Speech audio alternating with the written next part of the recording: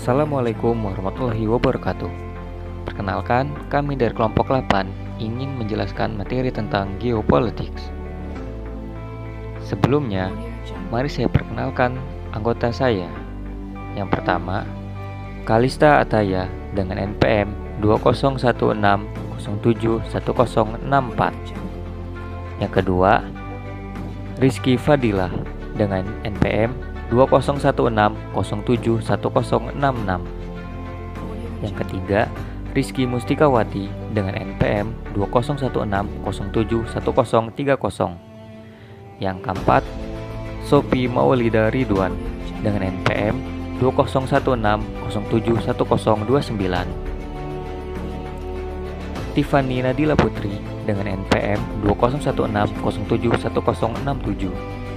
Dan Tubagus Farid Ardiansyah dengan NPM 2016071041. Geopolitics.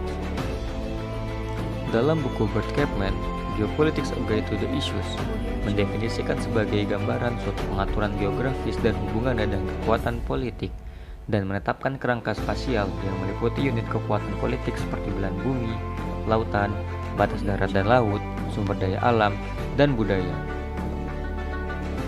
Dalam buku Saul Bernard Cohen, Third Edition Geopolitics: The Geography of International Relations, menjelaskan geopolitik adalah praktik negara mengenai pengendalian dan persaingan untuk wilayah. Geopolitik juga menciptakan citra. Geopolitik dalam teori, bahasa, dan praktik mengklasifikasikan petak-petak wilayah dan massa orang. Geopolitik juga ilmu tentang pengkondisian proses politik oleh bumi. Hal ini didasarkan pada landasan luas geografi, khususnya geografi politik sebagai ilmu politik organisme luar angkasa dan strukturnya. Kemudian dalam buku Jones Agnew, Geopolitics Revisioning World Politics, geopolitik studi tentang dampak distribusi geografis dan perpecahan pada pelaksanaan politik dunia. Dalam penggunaan aslinya mengacu pada dampak pada hubungan antar negara dari di posisi spasial benua dan lautan dan distribusi sumber daya alam dan manusia.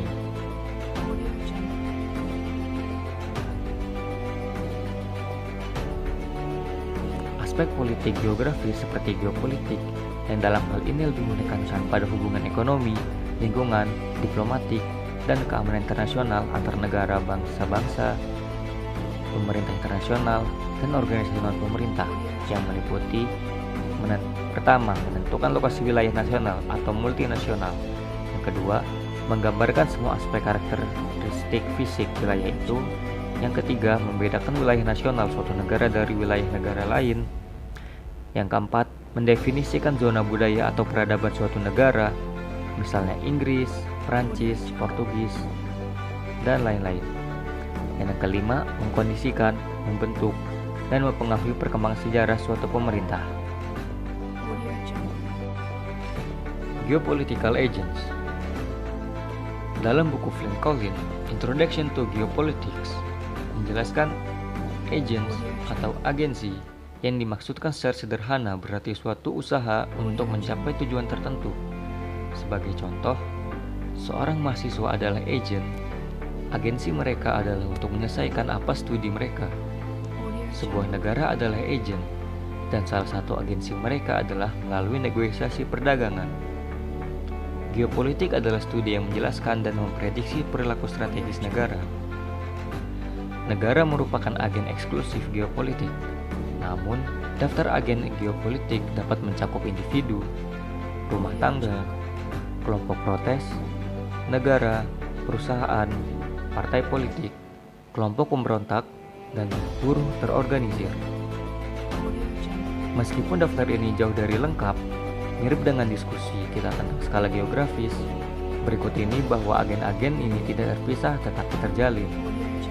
Seorang individu adalah anggota rumah tangga, warga negara dari negara tertentu, dan mungkin berafiliasi dengan sejumlah organisasi politik, serta dipekerjakan dalam sebuah perusahaan.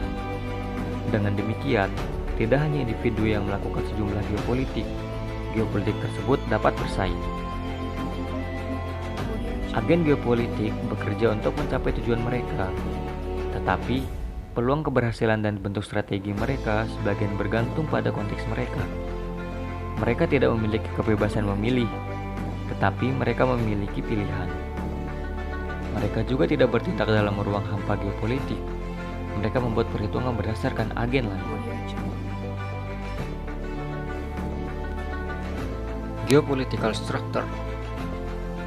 Dalam buku Cohen-Saul Berner yang berjudul Geopolitics: The Geography of International Relations, menjelaskan struktur geopolitik terdiri dari pola dan fitur geopolitik.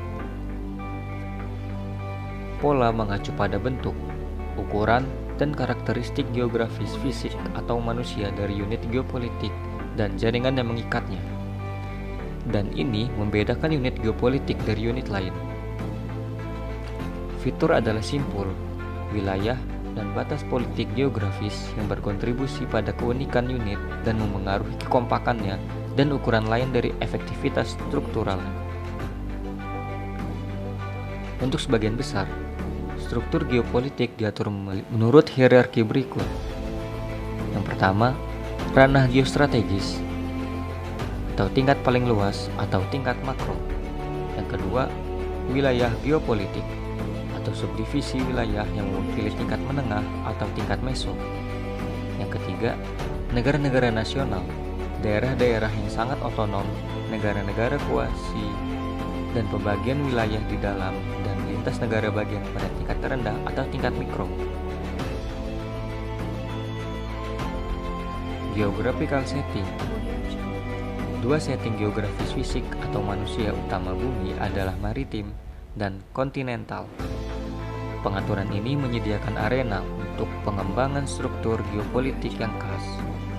Peradaban budaya dan institusi politik yang berkembang di dalamnya dua pengaturan secara fundamental berbeda dalam ekonomi, budaya, dan tradisi manusia, semangat, dan pandangan geopolitik. Pengaturan maritim terpapar ke laut terbuka, baik dari jaringan pantai atau dari pedalaman daerah yang memiliki akses ke laut. Pengaturan benua dicirikan oleh iklim ekstrim dan jarak yang sangat jauh dari laut lepas. Struktur geopolitik dibentuk oleh dua kekuatan sentrifugal dan sentripetal. Pada tingkat nasional, keduanya terkait dengan rasa teritorialitas psikobiologis. Sentrifugal adalah dorongan untuk pemisahan politik yang memotivasi orang untuk mencari pemisahan teritorial dari mereka yang mereka anggap sebagai orang luar, yang mungkin memaksakan sistem politik, bahasa, budaya, atau agama yang berbeda kepada mereka.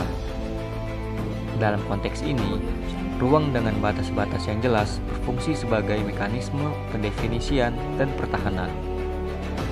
Sentripetal mempromosikan dorongan untuk kesatuan politik yang diperkuat oleh perasaan orang yang terkait erat dengan wilayah tertentu, seperti teritorialitas, diekspresikan melalui ikatan simbolik dan fisik dari suatu masyarakat ke tanah tertentu. Fitur geopolitikal. Fitur geopolitikal terdiri dari inti sejarah atau nuklir. Ini adalah wilayah di mana negara berasal dan dari mana ide negara telah berkembang. Hubungan antara lingkungan fisik inti dan sistem politik budaya yang berkembang dapat menjadi melekat dan bertahan sebagai elemen penting identitas dan ideologi nasional atau daerah. Ibu kota atau pusat politik.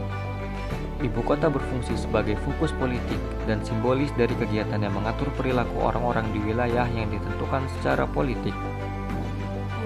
Ekumen. Ini adalah daerah dengan kepadatan penduduk dan kegiatan ekonomi terbesar. Ekumen secara tradisional diciptakan dan diperluas oleh jaringan transportasi yang padat untuk mencerminkan konsentrasi ekonomi. Wilayah nasional efektif dan wilayah regional efektif. Ini adalah daerah berpenduduk sedang dengan basis sumber daya yang menguntungkan. Area kosong. Ini pada dasarnya tanpa populasi, dengan sedikit prospek untuk pemukiman manusia massal. Batas. Ini menandai wilayah politik. Meskipun linear, mereka sering terjadi dalam zona perbatasan yang lebih luas. Demarkasi mereka dapat menjadi sumber konflik. sektor yang tidak sesuai. Ini mungkin termasuk wilayah separatis minoritas di dalam negara bagian dan negara bagian terisolasi atau rogue di dalam wilayah. Geopolitical codes. Geopolitical codes atau kode geopolitik adalah cara suatu negara mengorientasikan dirinya terhadap dunia. Setiap negara di dunia mendefinisikan kode geopolitiknya dengan perhitungan tertentu. Terdapat 5 perhitungan utama, yaitu 1. Siapa sekutu kita saat ini dan yang potensial. Kedua, siapa musuh kita saat ini dan yang potensial. Ketiga, bagaimana kita bisa mempertahankan sekutu kita dan memelihara sekutu potensial. 4. Bagaimana kita bisa melawan musuh kita saat ini dan ancaman yang muncul. 5. Bagaimana kita membenarkan keempat perhitungan di atas kepada publik kita dan kepada komunitas global.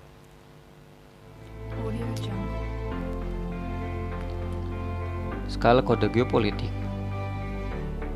Setiap negara memiliki kode geopolitik. Bagi banyak negara, perhatian utama mereka jika bukan satu-satunya adalah dengan tetangga dekat mereka. Apakah mereka teman atau musuh? Apakah ada peningkatan perdagangan atau invasi yang akan segera terjadi? Tetapi beberapa negara mengaku mengembangkan kode geopolitik regional di mana mereka memiliki pengaruh di luar tetangga langsung mereka. Perhitungan Cina terhadap perluasan pengaruh di Asia Tenggara adalah contoh yang baik, seperti peran Mesir di dunia Arab. Beberapa negara mengaku memiliki kode geopolitik global. Para pemimpin dunia adalah agen utama dalam peran ini. Tantangan terhadap otoritas mereka dimanapun di dunia membutuhkan tanggapan, karena legitimasi mereka didasarkan pada jangkauan global mereka. Di sisi lain, kepemimpinan dunia membutuhkan kesertaan di dunia. Banyak energi diplomatik dihabiskan untuk memastikan negara-negara bersatu dengan agenda pemimpin dunia. Setiap upaya negara lain untuk membuat kode geopolitik global ditafsirkan sebagai tantangan bagi pemimpin dunia.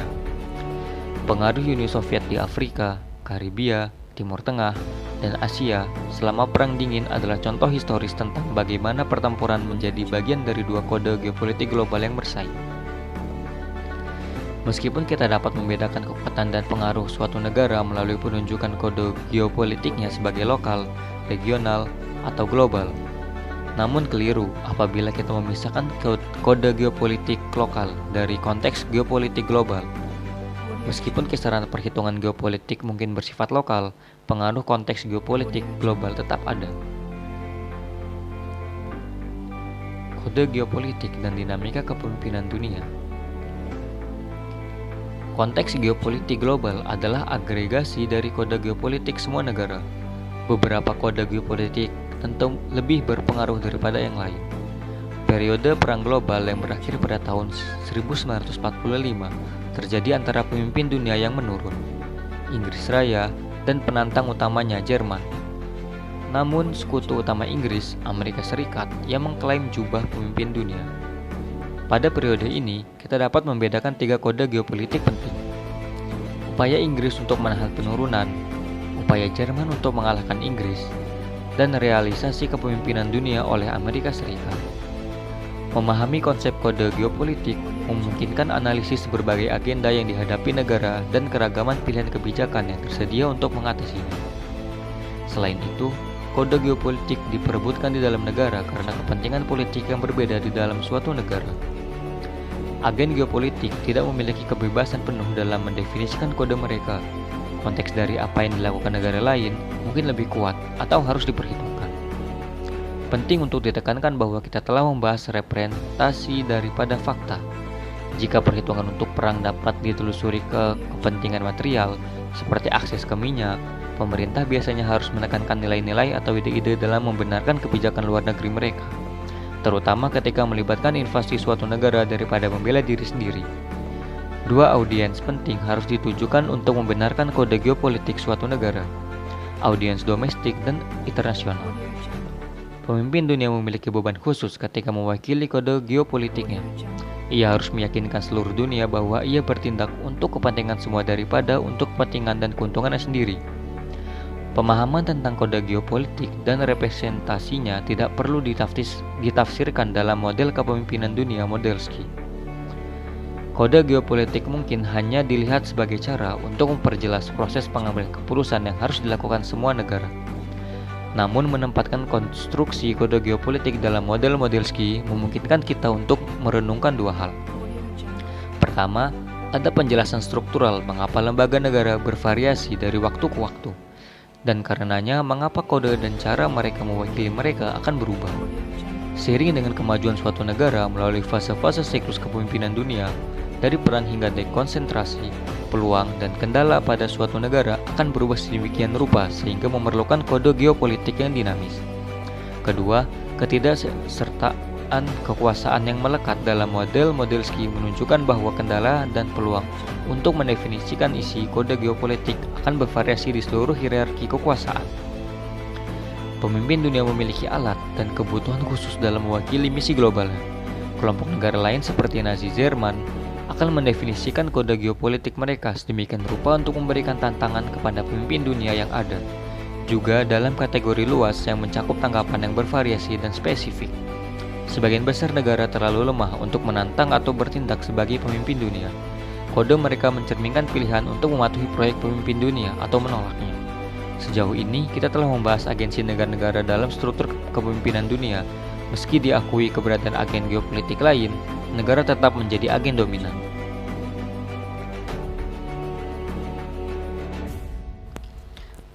Mungkin itu saja yang dapat kami sampaikan.